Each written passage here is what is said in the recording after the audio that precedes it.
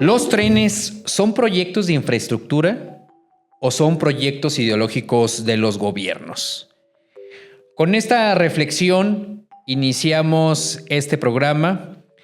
Una vez más están ustedes en Nosotros el Pueblo MX, como siempre, con Daniel Trujillo y Carlos David. Qué gusto que nos acompañen. Mi estimado y querido Dani, ¿qué opinas sobre la infraestructura, los trenes? Creo que en este principio de año nos dan las reflexiones sobre ese tema para al mismo tiempo, y abusando de la palabra, reflexionar sobre el papel del gobierno. A ver si no nos descarrilamos en este tema. Empezamos fuerte, no solo en México, sino a nivel internacional. Y nos hace preguntarnos qué pasa con la infraestructura. Mucha gente suele poner como el énfasis en que los gobiernos son necesarios porque se necesita infraestructura pública que nadie haría si no la hicieran ellos. Y los trenes suelen ser algo relevante en este debate. Muchas veces se ha hablado de que los trenes, si no fueran financiados por los gobiernos, al no ser en su mayoría autofinanciables, no los tendríamos, y no todos los beneficios son directamente al consumidor al momento. ¿A qué me refiero? Yo pago 10 pesos, 20 pesos, un euro, 10 euros para poder utilizar el traslado de un lugar a otro, y no se acaba ahí, ya que si bien este tipo de infraestructura puede hablarse de que tiene muchos beneficios para las zonas, para dónde están las estaciones, para aumentar el comercio. Entonces, una de las justificaciones que se tiene para invertir en esta infraestructura y más para invertir por parte del Estado es todos esos beneficios alternos que suelen suceder. Y eso nos remite a que cuando se discutía el retomar los trenes aquí en México, se hablaba precisamente de eso, de que no iban a ser rentables. En ese sentido, yo te devuelvo un poco la pregunta. Cuando no es rentable algo, ¿lo debe de tomar el gobierno o es una visión muchísimo más compleja que esa? Ese principio keynesiano de la economía, la economía debe ser lo suficientemente libre para que la libre empresa ofrezca productos y servicios, pero cuando hay aquellos servicios que tienen una alta demanda, pero no son tan rentables para los particulares, entonces debe intervenir el gobierno. Así se enseña con ese principio casi sacramental, se enseña economía, por ejemplo, en América Latina, en las universidades públicas más importantes. La famosa escuela keynesiana. En el caso de la UNAM, en el caso de la Universidad de Guadalajara. O sea que si rompo la ventana de tu casa, ¿no incentivo la economía? ¿No es una manera de incentivarla? Exactamente bajo estas ideas y bajo estos principios se construye toda una narrativa en la que, y me parece que es lo que hay que analizar, es ¿a qué responde el hecho de que los gobiernos busquen construir infraestructura? ¿Cuáles son los verdaderos motivos? ¿Y cuáles son los efectos que tienen? Desde un análisis frío de la realidad palpable, lo que ocurrió en Adabús, allá en la línea del tren Madrid-Sevilla, lo que ocurrió acá en el interoceánico, lo que ocurrió en la línea 12, ya hace algunos años. Todo esto nos lleva a reflexionar por qué lo hacen los gobiernos y cuáles son los efectos y si queremos estos efectos. Partiendo desde ahí, con lo que tú preguntabas y planteas me parece de una manera muy atinada, yo creo, o estoy convencido, mejor dicho, de que si algo no es rentable para la iniciativa privada, pues mucho menos lo es para el gobierno. Es, por el contrario, subsidiar un producto o un servicio que estorba para el desarrollo. Y el desarrollo entendido hasta en los mejores términos progresistas posibles para la sostenibilidad, sustentabilidad, inclusión, combate a la desigualdad en todos los sentidos que quieras, incluso desde ese punto de vista progresista. Cuando el gobierno mete la mano, lo único que hace es subsidiar que un producto o un servicio que no quiere la población se mantenga, y con esto pues se desincentiva a que se innove y se creen verdaderas soluciones. En el caso de los trenes, pues efectivamente, si el gobierno tiene metida la mano en todo lo que tiene que ver con el transporte, la iniciativa privada por sí misma no ha desarrollado modelos que permitan una mejor forma de transporte.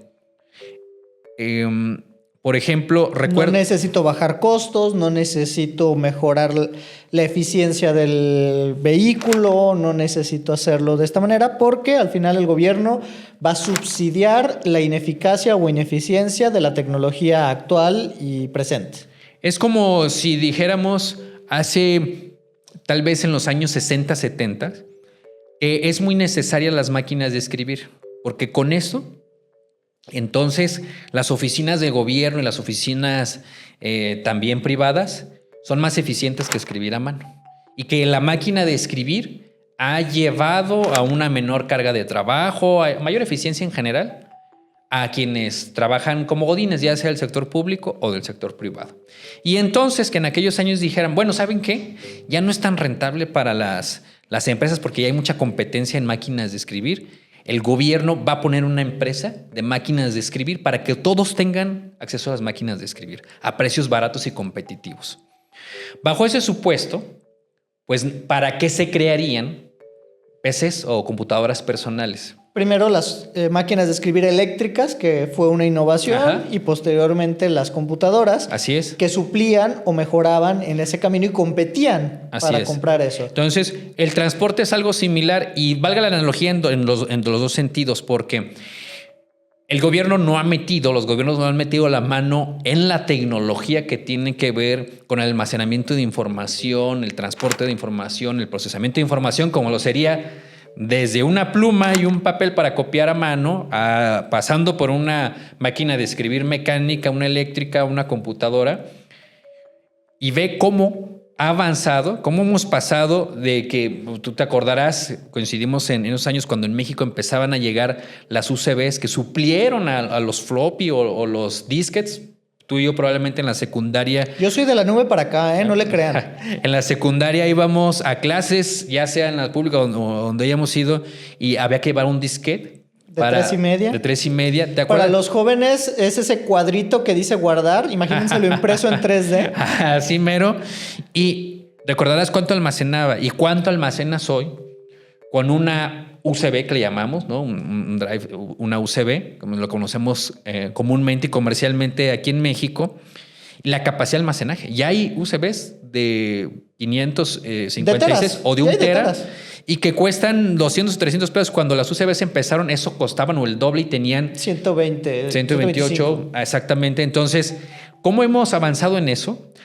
Pero en el transporte no hemos avanzado en esas calidades. No hemos avanzado en reducir esos tiempos. Si analizamos nada más cómo hemos logrado almacenar en un espacio cada vez más pequeño y acceder más rápido a ese almacenamiento digital, si lo comparamos con el transporte, o el transporte caminara igual a como hemos logrado multiplicar el almacenamiento y procesamiento de información, probablemente viajaríamos a la luna en media hora, en 2 horas. La falta de competitividad no permite a la iniciativa privada, que no es otra cosa más que la mente de todas las personas que quieran ganarse un poco de dinero, en innovar, en crear y en generar algo que pueda competir, porque no se puede competir contra un Estado que subsidia lo que no funciona de mejor manera.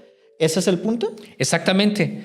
Y lo podemos ver bueno, estamos hablando del transporte hoy en particular, pero lo podemos ver en el transporte no solamente ferroviario, lo podemos también ver, por ejemplo, en el transporte público dentro de las ciudades. Como en el hecho de, por ejemplo, que en la Ciudad de México se mantenga subsidiado el metro en, creo, 5 pesos.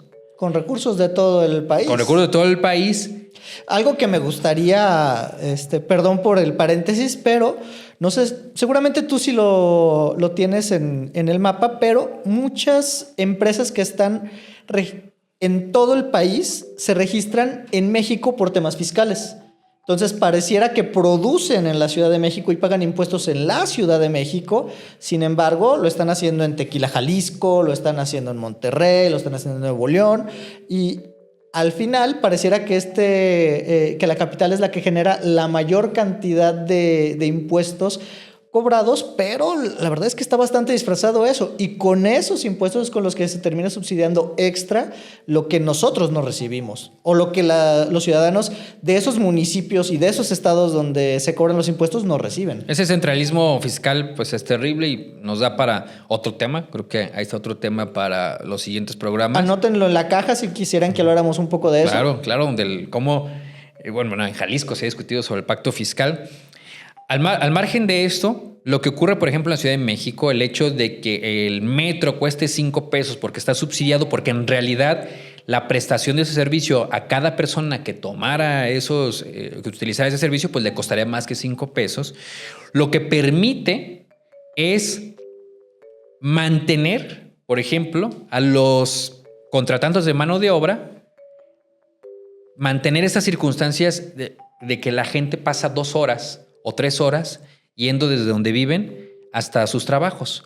¿Por qué? Bueno, porque como resulta barata artificialmente el moverse de un lugar a otro, pues entonces quienes trabajan no se preocupan lo suficiente como para exigir lugares de trabajo cerca de donde viven, porque si tuvieran que pagar lo que realmente cuesta, no les sería rentable moverse 2 horas. No hay los incentivos para mejorar el transporte, para buscar fuentes de empleo más cercanas, y para generar todas estas cosas que obligaría si no se detuviera artificialmente esto. Y hay otros incentivos más, como por ejemplo diría luego alguien, bueno, es que en aquellas zonas alejadas, en Tlalnepantla, en Ciudad Neza, en donde tú quieras, que está lejos del centro de la Ciudad de México, pues es que hay inseguridad y las empresas no se van para allá, precisamente por eso. Porque artificialmente se mantiene el flujo de las zonas alejadas hacia el centro. Cuando si no fuera así... No me importa si la gente se va a trasladar 2-3 horas levantándose temprano para poder ir en teleférico, para poder después tomar un camión, para después tomar el tren, para después tomar otro camión y para después llegar, porque al final se mantiene el status quo porque está subsidiado. A partir de ahí podemos decir que a través de los subsidios, los gobiernos dejan de cumplir con sus responsabilidades.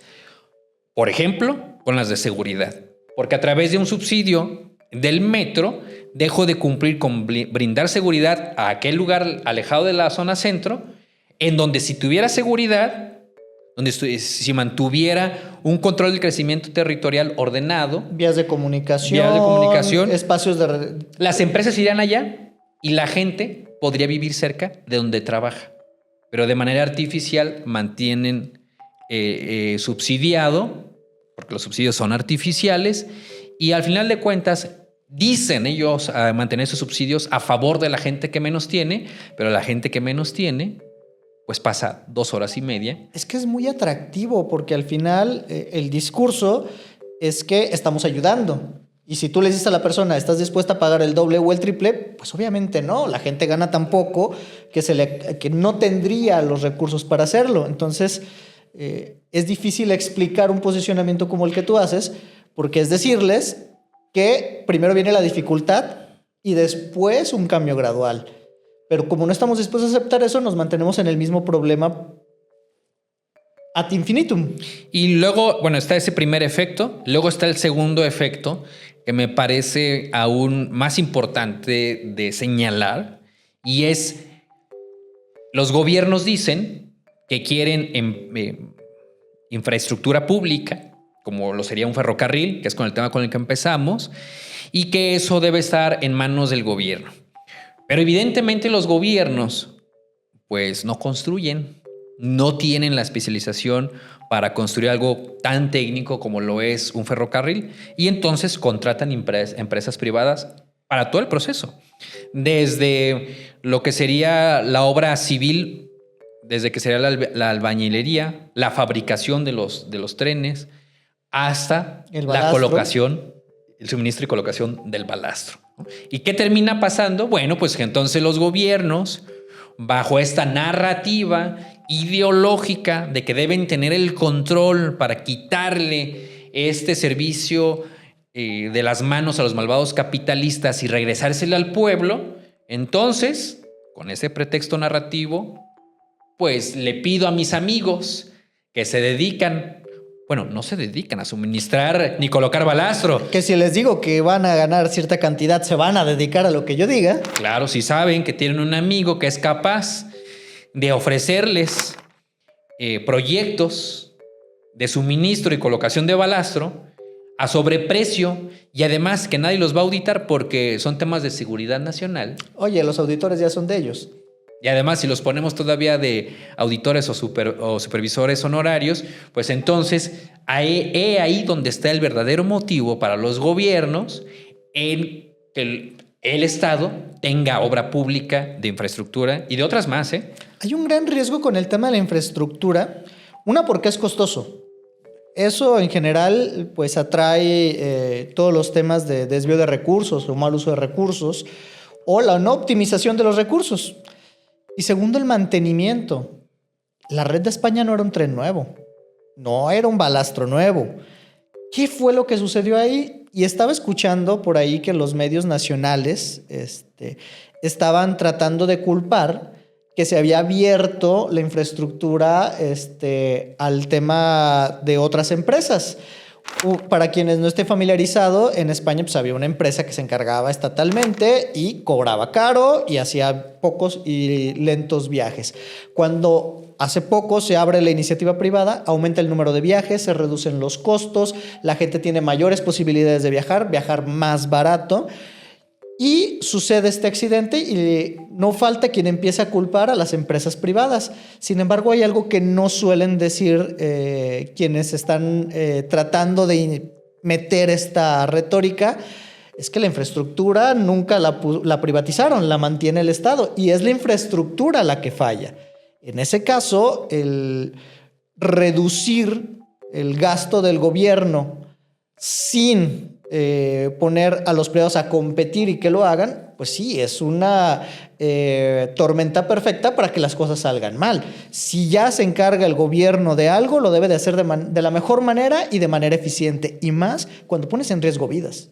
Claro, y en este caso, ¿cuál sería el ideal? Porque también ese es el otro punto, ¿no? No solamente el análisis de lo que no debe ser o de lo que realmente ocurre, sino cuál sería el ideal. Pues el ideal es que los privados arriesguen su dinero para ofrecer servicios y si los servicios que ofrecen dañan a alguien, el Estado se mantenga imparcial y los obligue a reparar los daños, los sancione cuando sean dolosos, no solamente culposos, y también cuando sean culposos los daños, ya sea que los daños tengan que ver con dañar propiedad de otras personas, o dañar o lesionar a las personas, o en el peor de los casos, como ocurrió en estos, que hemos platicado, el interoceánico y de la línea Madrid-Sevilla, cuando se cobren vidas, el cometer errores. Eso es lo que debiera pasar, entonces, pero para eso se requiere pues un Estado con instituciones que se dedican a cumplir su función por el hecho de cumplir su deber, y no Estado con instituciones donde están los amigos de los amigos y que los amigos del gobierno van a investigar a pues, la próxima presidenta si tuvo o no responsabilidad en... Estás hablando de algo, no sé, ¿cómo le llamaríamos a eso? ¿Separación de poderes? Exactamente. ¿Fiscalización? La separación de poderes. ¿Órganos revisores que no dependan directamente de aquel que van a revisar? Es una idea bastante extraña la que contemplas, la que planteas. Y fíjate que más allá de la sorpresa es que está en la narrativa. Fíjate cómo Andrés Manuel, por ejemplo, hablaba de separar el poder económico del poder político. Me parece muy buena idea. Debería de llegar al poder alguien como él que quiera separar ese poder. Para que lo haga. Pero bueno, se ve difícil cuando resulta que los amigos de tu hijo, de la noche a la mañana se dedican a suministrar e instalar balastro. Pues ahí no hay ninguna separación de poder. Pero a ver, a lo mejor estamos siendo injustos. No habíamos tenido antecedentes de que un tren fallara y cobrara vidas aquí en nuestro país, ¿o sí? Nunca antes, ¿no? Digo, no sé, el metro no falla, ¿o sí? Ese es uno de los mejores ejemplos, ya lo hemos tomado en cuanto al subsidio, pero vuelve a pasar lo mismo. Es decir, en el caso del metro, quienes han gobernado la Ciudad de México, que ha sido el mismo grupo político, el mismo grupo ideológico, y que han mantenido el costo subsidiado por un principio ideológico, han abandonado durante años, durante décadas, su mantenimiento. Que bueno, cabe destacar que la que se cayó fue la más nueva. O sea, ni siquiera aquella que era más abandonada, más antigua y más vieja ha tenido un colapso como el que tuvo la más nueva. Eso nos habla de cosas aún peores.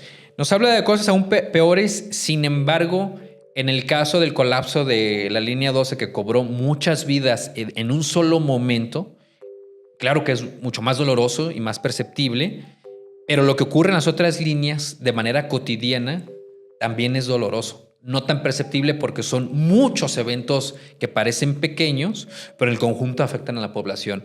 Líneas que se incendiaban, convoys o los trenes propiamente que dejaban de pasar, gente que se quedaba atrapada, las altas filas, la aglomeración, todo eso de manera continua vivida todos los días, pues es una afectación que no duele tanto porque no se perdieron vidas en un solo momento, pero es parte de la afectación de un servicio que bajo un pretexto ideológico no ha tenido recursos para que las personas que lo usen de manera segura y de manera digna, que es a lo que apunta siempre, ¿no? El discurso progresista. Oh, es que tienen derecho al transporte digno porque es un derecho. ¿Dónde hay un transporte digno cuando a las 7 de la mañana en Pantitlán la gente pasa horas apretada en los pasillos para llegar a un vagón? Tiene que estar a las 5 para poder tomarlo a las 7. No tiene ningún sentido de dignidad por el hecho de que cueste 5 pesos. Es más, me parece más miserable por parte de quienes manejan esta narrativa el decir, bueno, no te quejas porque te cuesta 5 pesos. Digo, al final yo creo que nadie quiere que cueste 5 pesos a cambio del riesgo de la vida de sus familias. Exactamente. Cualquier persona estaría dispuesta a pagar lo que cuesta el servicio si lo ve recibido el servicio, la calidad, la seguridad, la dignidad de subirse a un espacio limpio, insisto, y seguro. Retomando un poco la visualización a futuro, porque al primer momento un servicio de transporte caro es privativo. Hay gente que no tendría para poder tomarlo.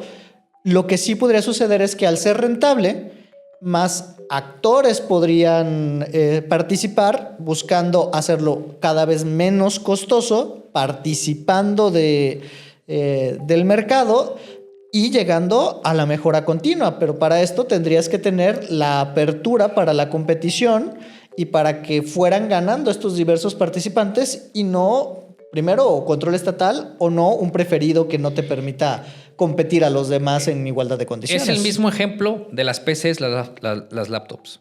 Efectivamente, cuando iniciaron a estar en el mercado las computadoras personales o las computadoras de escritorio y las laptops tenían precios privativos. Claro. ¿Sí? Y eventualmente la tecnología libre, porque ahí el Estado no empezó a fabricar PCs ni laptops, salvo en algún lugar ahí, pues a lo mejor en China. No te voy a platicar de la supercomputadora que parece ser que es tecnología de punta de hace 40 años, que quiere hacer México, pero prosigue. Y de esa manera, los propios fabricantes y ofertantes de algo que es muy tecnológico, de algo que no se puede construir en cualquier taller de esquina, fueron reduciendo los costos y ahora es más accesible a más personas. Cuando llegaron más empresas compitiendo porque había quien pudiera pagarlo. Así es. Y en esa competencia en la cual había ganancias dispersadas y para quien ofreciera mejor, terminó generándose esa posibilidad de que hoy esto tenga muchísimo más poder que una PC que necesitabas un cuarto especial para ella. Así es, y si lo medimos en términos de salarios y demás, incluso el salario de una persona que pueda entenderse 2, 3 salarios mínimos, alcanzan para comprar, a lo mejor con la mitad de un salario mínimo, que ahorita sería como 3,000 pesos, la mitad de un salario mínimo, 3,500 por ahí, puede comprarse un celular que es completamente funcional y antes no se podía comprar con la mitad de un salario mínimo mensual, no se podría comprar tampoco un celular cuando salieron, ¿no? Algunos ni con un salario anual. Exactamente. Entonces, el hecho de que el Estado meta las manos es lo que genera el encarecimiento de esa prestación de servicios, no permite la innovación y no permite la solución de problemas para que luego sean accesibles en términos monetarios a la gran mayoría de la población. Eso es lo que tenemos que ver como efecto para que entonces pues exijamos que los gobiernos no metan la mano en la prestación de estos servicios que además son tan delicados y que pueden cobrar la vida de muchas personas. Me parece que la posibilidad de la apertura de los trenes a los privados, que sean ellos los que asuman los costos, los que asuman las dificultades, sí puede ser algo que potencie, porque tienen una gran capacidad los trenes que hemos abandonado, que se ha dejado, porque mueven demasiado producto y la capacidad de mover personas a otras velocidades. Pero estamos entrando al concierto con tecnología antigua, no tenemos trenes eléctricos, no tenemos trenes de levitación, no estamos apostando por algo en el que justificara una inversión que no pudiera hacerse de otra manera y para que el Estado la haga, pero no estamos entrando a la innovación en el concierto de los países. O sea, hace décadas Japón y otros países están con tecnología que supera la que apenas estamos armando. Y se hablaba de que se quería competir, con Panamá y el Canal de Panamá para el traslado de productos, y se hablaba de esta guerra comercial en el que se involucraban otros actores, que ya era China, que ya era Estados Unidos, y que lo que queríamos era ofrecer una alternativa de este tipo. Pues parece que ni se logró una ni la otra. No tenemos ni la capacidad para competir con el Canal de Panamá actualmente, ni la gente se está subiendo a los trenes, ni está, o sea, cuando sacas el costo por persona de lo que cuesta el traslado en algunos de los proyectos, pues no justifica el gasto que se está haciendo y la afectación medioambiental que antes le preocupaba a mucha gente y ya no sé por qué. Tal vez dejó de ser relevante cuidar lagos, cuidar cenotes y cuidar selvas y animalitos. Y ahora ya parece ser que eso quedó en segundo plano. Pero todo esto nos llama muchas reflexiones y preguntarnos si estos proyectos son un tema ideológico, o sea, si es más lo que significan y poder decir yo hice esto, que los beneficios que se están logrando, o si en un futuro podrán ofrecernos algo distinto. Yo concluyo pues respondiendo a eso y poniendo otros dos puntos sobre la mesa o retomándolos. Primero, no faltará quien nos diga que esta comparación con la oferta y demanda, por ejemplo, del producto tecnológico como una PC, obedece a una dinámica de oferta y demanda muy diferente a la del transporte. Lo cierto es que en lo que sí se parecen y en lo que sí funcionan igual es en los incentivos para innovar y desarrollar productos y servicios, formas de prestar un servicio más barato y más eficiente.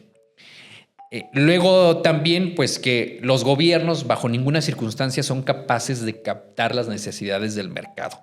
La lentitud con la que operan, porque es natural, no se asimila a la capacidad de los mercados de capturar, de percibir las necesidades del mercado, porque nuevamente el mercado no son las empresas capitalistas, las grandototas.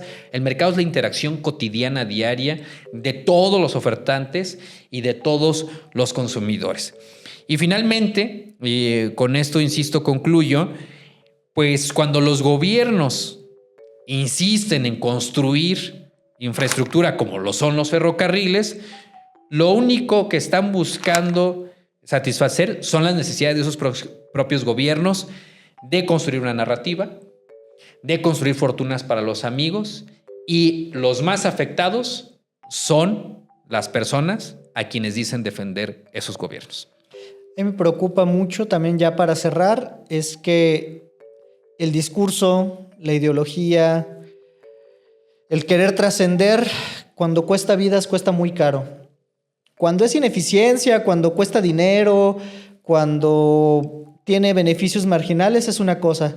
Pero cuando ya terminamos en algo que parece que no está solucionado, ojalá y no vuelva a pasar algo similar en la infraestructura mexicana.